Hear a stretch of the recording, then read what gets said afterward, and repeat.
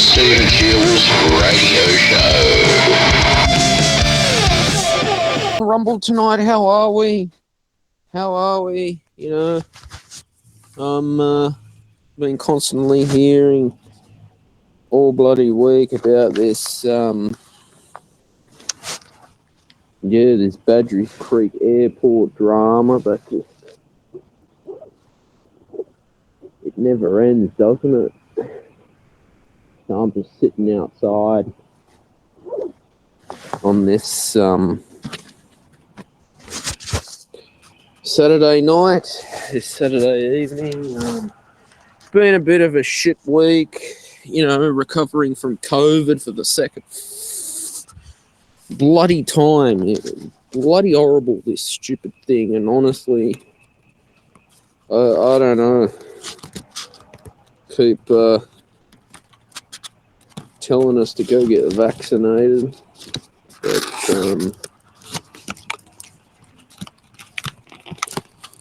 and then it's like, well,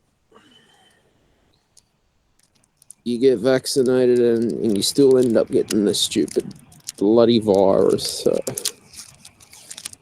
what can I do, guys? It's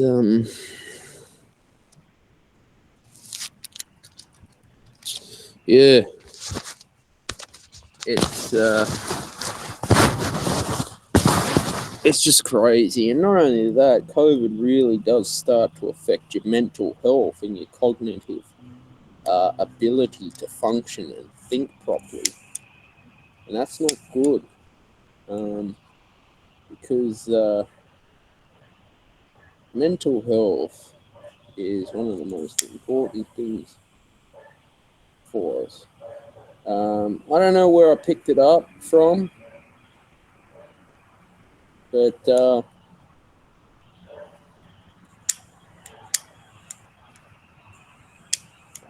fuck's sake, bloody lighter.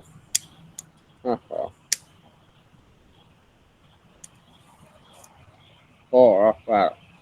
Woo, that's some good shit. Yeah. So what I'm trying to say is, I haven't kept up to date with all my vaccines, and being told to have, we've been told by all these health bureaucrats for the last 4 years about social distancing.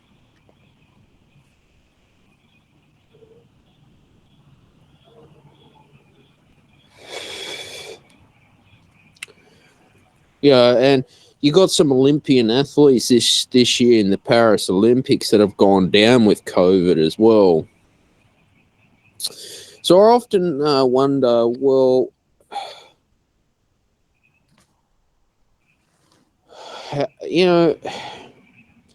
all the politics involved as well, especially with the Badgerys Creek airport going on.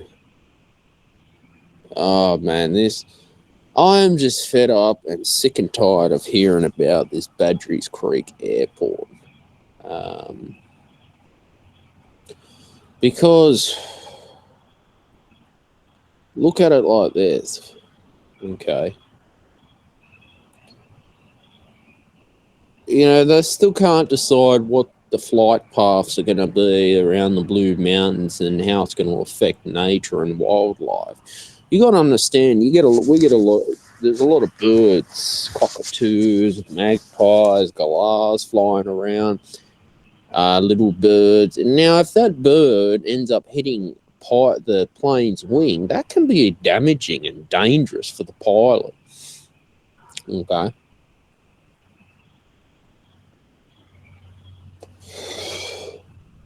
Now,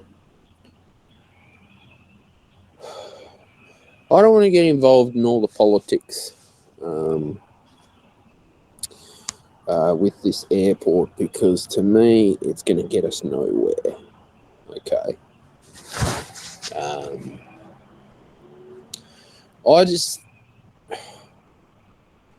I think we need to just get to the point of it, okay, where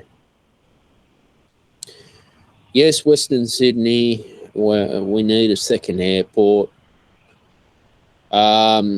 Need more bus services because of the lack of public transport, more medical facilities as well. Okay, because there's not many doctors.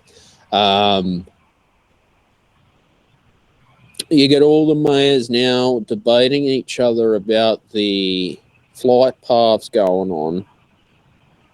They're saying that apparently they don't want a 24-hour airport. It has to be a curfew now. But then the government's like, we've got to build more houses around the airport. So then there's a problem of constant noise 24/7. I don't know if there's going to be a curfew or if it's going to be a 24-hour airport. I don't know. But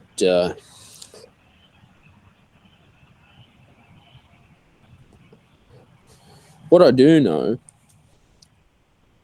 it will be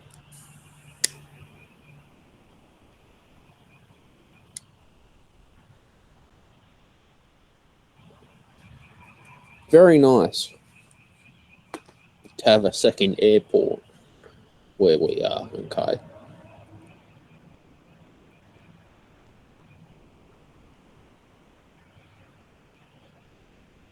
Now, put it this way with the airport, all right? Sydney Airport is just way too overcrowded, okay? Problem with Sydney Airport in particular, all right,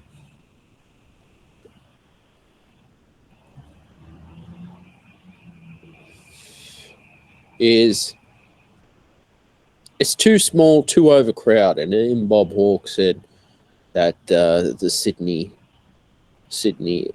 does need a second airport. And look, I agree with Bob Hawke, who's sadly not with us anymore. But he was a good man, Bob Hawke, all right? And he talks sense for the Australian people about this airport. But they were planning this Badgerys Creek airport. Oh, when did they start talking about this airport? Since the 60s or so? I was born in 1993. So, God. And then nothing went ahead. You can see why it's just political football going on. Okay. Now,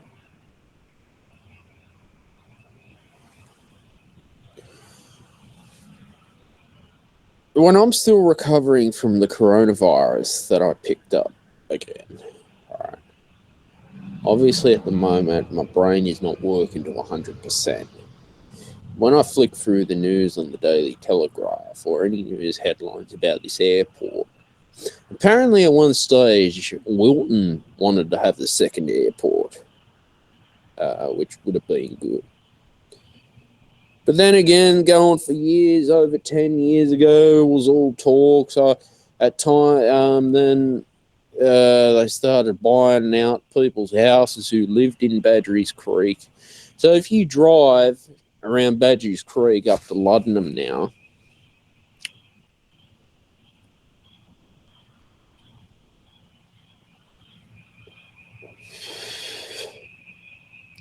you'll see how much they've started to build the second airport. Okay. Now that to me is like, well,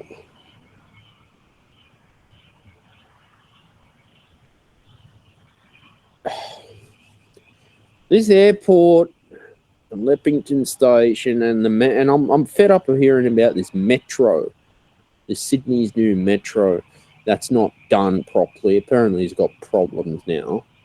Poor planning, poor infrastructure in Australia. Okay. Now this has just gone on for far too long. All right.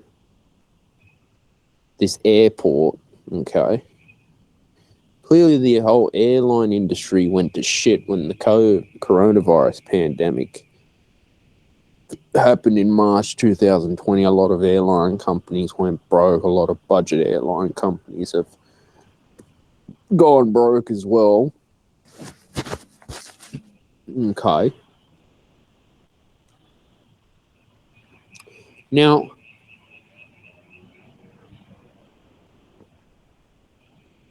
look at it like this from our point of view.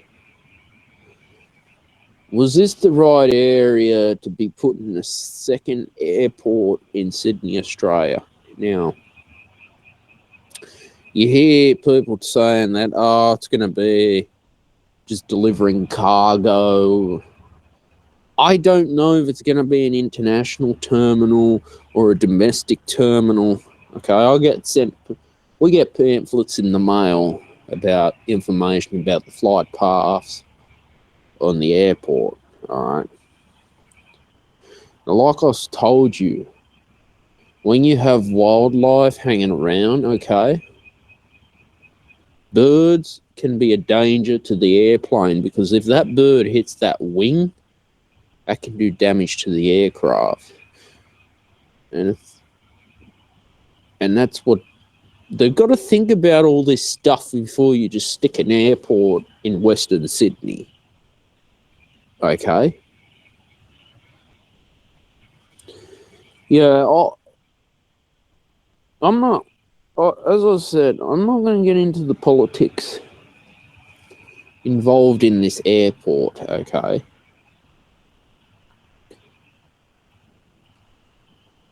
But what I can say to you guys is, I'm fed up of being told promises that this is Australia's future in infrastructure. All right. Now, I don't know the flight paths. I don't come up with the flight paths. I have to tell you, ever since watching this airport develop, I think it's not going to be open until 2026 approximately.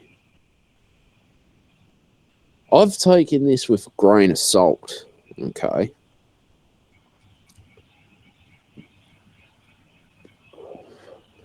Now,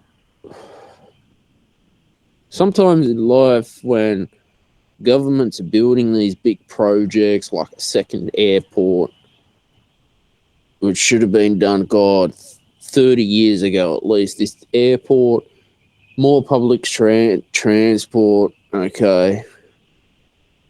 Again, when it gets all political football with these government departments, all right? I just get sick of it, all right? I just get fed up with all the bullshit being told. You know, now we've got the cost of living crisis as well, okay?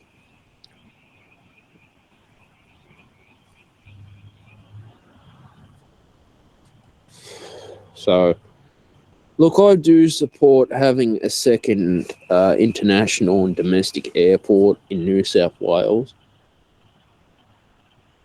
But I've just learnt now that I never bothered to go to those airport council meetings, because apparently the last one that happened where I am in my area, okay, a lot of people got pissed off because they felt that their questions weren't being answered. They felt that the councils and the mayors were favouring someone else's area, okay, and it was just be political football. And when you play political football and you go round and round and round in circles, like I said, I think Wilton wanted to have the second airport in New South Wales. I've just stopped caring, all right? I know at the moment the whole airline industry is in the shit, all right? Matter of fact, I don't know the future for the whole airline companies after COVID. Especially Jetstar, Qantas as well, pissed people off. I've spoken about.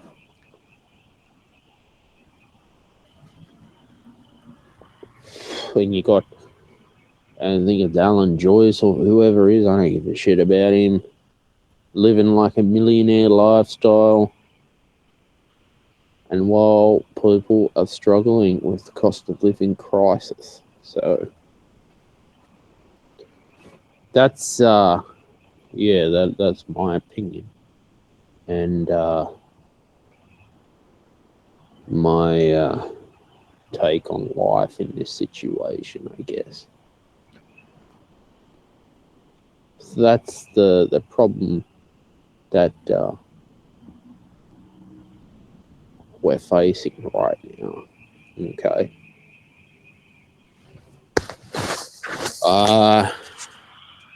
I just want to enjoy, my life. Okay. And like, for me,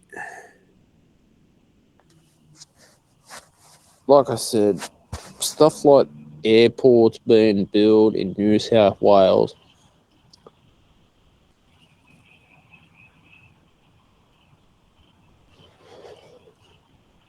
I always took them with a grain of salt, guys.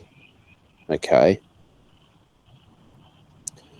And that's what we've got to do in life. We can't believe everything politicians are telling us.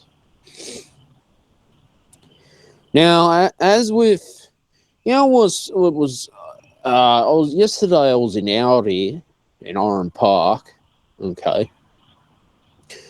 I forgot to buy peanut butter. But then I went and got me peanut butter. And because I had one item on me, I said to a lady, "Oh, can I go in front of you so I can quickly pay for my peanut butter?" It was very nice. She turned around, was just so rude. She's like, "Oh, go over there and use the self-serve checkout." Well, I was paying with cash at the time, and I just wanted to pay for my peanut butter, so I just decided to put the peanut butter down and I left. But I don't know, some people are just rude. Yet I get asked questions if they want to cut in line and pay for peanut butter. There's nothing you can do about rude people. Like I told you about that rude prickets. Transport Sydney trains. Oh, go away when the train signal was delayed. I can't stand these fuck-ups with Transport Sydney trains in the transport department having 3-hour delays, and then I had to get a taxi home.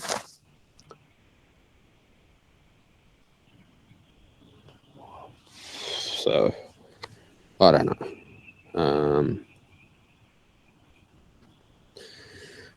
Sometimes in life you're going to come across rude people, but there's just nothing you can do, I guess.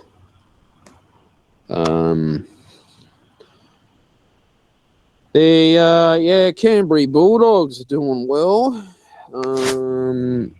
I think there was a bit of an incident with a Raiders support. I didn't go to that game at Belmore because I had COVID. Yeah, but incidences like that, fans giving other fans a hard time over a footy team shouldn't be accepted. I don't know what happened fully. People should not have their game ruined because of stupidity from certain fans. This is every club who go there and want to stir up trouble over a footy team. I know with Belmore Oval, because I'm a Bulldogs member, it gets sold out like very fast, like a lot of these small venues. And I think there's talks of the club next year. I saw on their Instagram that they're only going to be letting members attend, so they're not going to sell tickets to the general public. Now, you look at Belmore, whenever you go to the Belmore to watch the Canterbury Bulldogs play, it's always, it'll get sold out straight away. Again, the venue's just got poor facilities, poor toilet facilities there, poor sheltering. Apparently there's problems with Bankstown Council. This is why I don't want to get in the whole debate, the whole political football with councils and governments on stadiums and clubs, because it's just, to me, I get really fed up with it, guys. I just, yeah, I just get sick of it to the point where I've had enough of it all. Okay.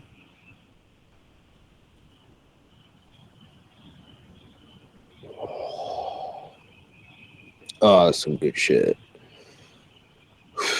Enjoying my cigar on a Saturday night. Yeah, so that's the that's the problems that we have.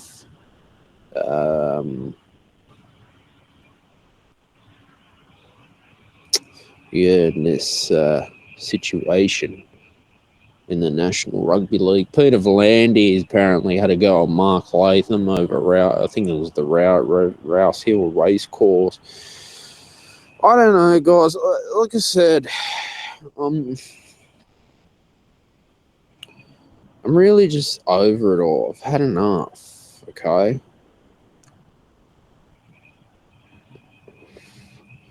All I want to do is just exercise and just get back to my routine. Suffering from COVID, all right. It's been hard on my life, but slowly getting back. You know, I did a bit of animation this week. So I did that. Yeah, I was just working on my new music video, playing video games, so trying to just take my mind off all the bullshit that's happening right now. Isn't it amazing how time flies so quick, guys? I've spoken a lot about tech companies as well, basically not pulling their weight with shadow banning content creators, getting deplatformed as well, which is still going on. And it's just not cool to have that. It really is not cool. Weather right now is 12.6 degrees Celsius, feels like 11.9 degrees Celsius, minimum of 6 degrees, top of 20 degrees for tomorrow. It was a nice it was a nice sunny day today and yesterday, and I think the day before was beautiful sunny weather. Tomorrow, I think it's cloudy, low of 6 degrees, top of 20 degrees. Monday, sunny with showers, low of 8 degrees Celsius, top of 20, 0 to 3 millimeters of rain. Tuesday, sunny with showers, low of 9 degrees, top of 18, 0 to 4 millimeters of rain. Wednesday, sunny with showers, low of 10 degrees, top of 21 degrees, 0 to 6 millimeters of rain.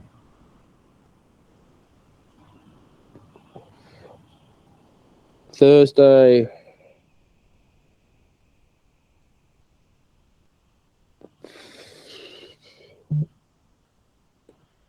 low of 9 degrees, top of 22 degrees Celsius, 0 to 2 millimeters of rain. Friday, sunny with showers, low of 9 degrees, top of 23 degrees Celsius, 0 to 5 millimeters of rain. Saturday, sunny with showers, low of 9 degrees Celsius, top of 22, 0 to 5 millimeters of rain forecasted. Yeah, so yeah, that's the problem, you know, political football. That is, it's just some good shit right there. It's making life difficult for us. Yeah, problems with the National Disability Insurance Scheme. Apparently, on the phone, my caseworker, I won't name anyone. Basically, I asked, can the NDIS provide a chiropractor for me? Or what if I need a psychiatrist? Oh, no, we can't do that, but we can provide an exercise physiologist. We can provide an occupational therapist for you, and any lawn mowing for how much? I think it was $220 a month. They quoted fortnightly personal training session. So if Bill Shorten's listening to me right now, ask Bill Shorten this question: why can't the National Disability Insurance Scheme provide psychiatry, specialist appointments, chiropractors for people with disabilities?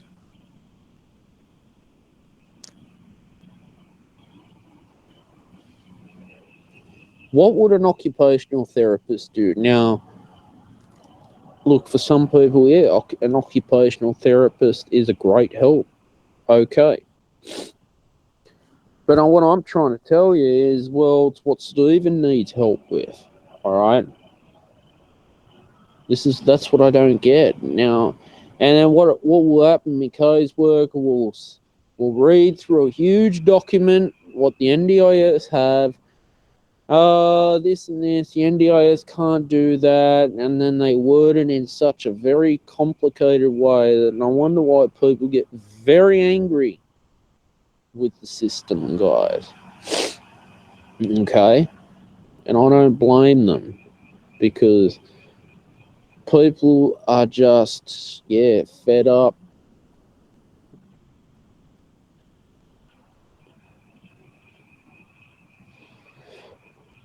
They are fed up with it all. All right. People, especially vulnerable people with disabilities, need help. Okay. And I'm fed up of people ripping people off, taking advantage of people with disabilities. Okay.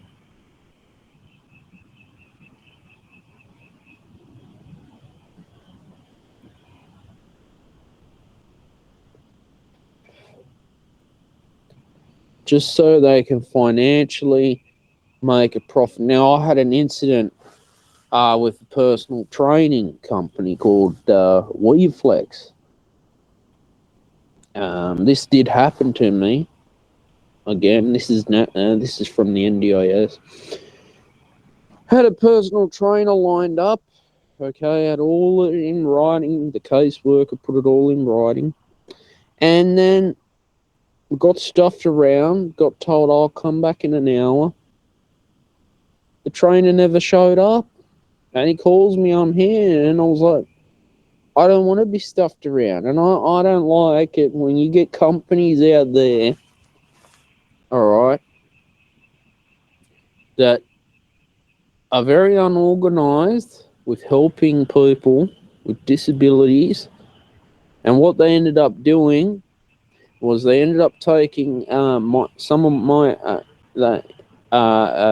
ended up taking money out of my funding for a service they did not do.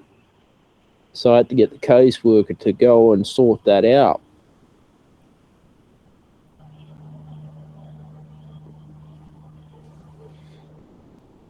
This is what I'm getting fed up with.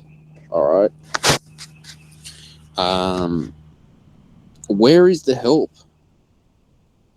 with these government departments like the My Aged Care, the National Disability Insurance Scheme? I said it already. I saw it becoming a disaster from day one. Okay. It was going to be a disaster. All right. And now for me, after having, being a shit fight as it is, I have just I don't care anymore. I'm fed up. If these companies don't want to help people, then it's time for us to stand up to the system. and just say enough's enough.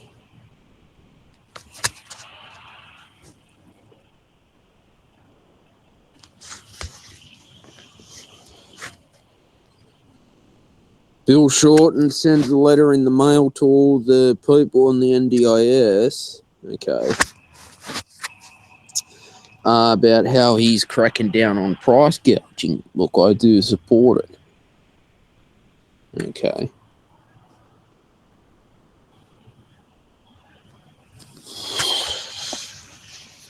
Now,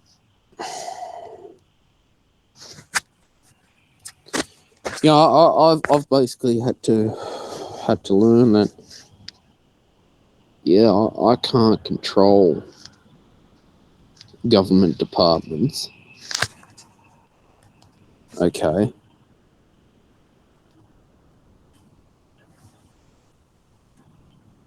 But now is a time where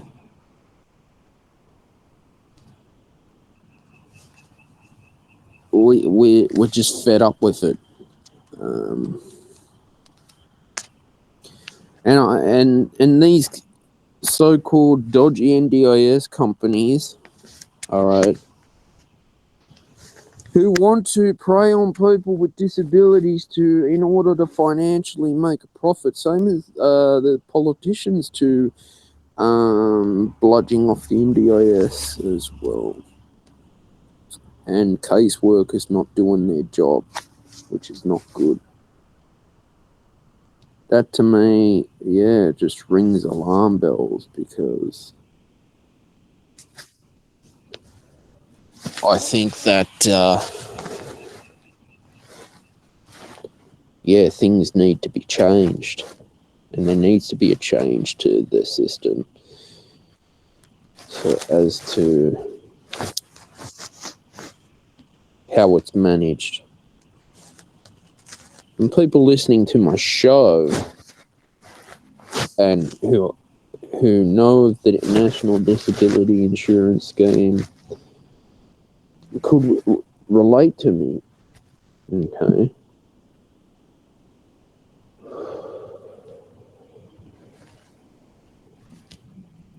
Because you just want to live your life to the best that you can, I guess.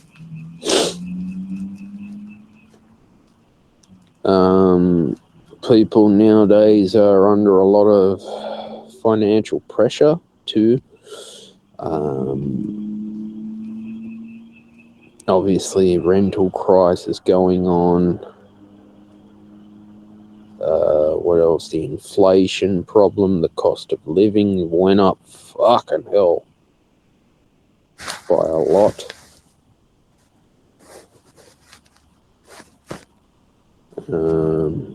So, yeah, to me, I'm over it. Like, I guess I've just had enough. Really just, yeah, had enough.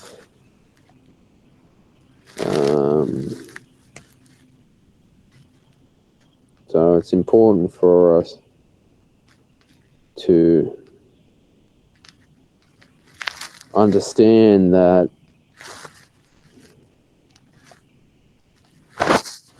we do have rights, all right, and people with disabilities need to be treated fairly, I guess. So that's, yeah. One thing that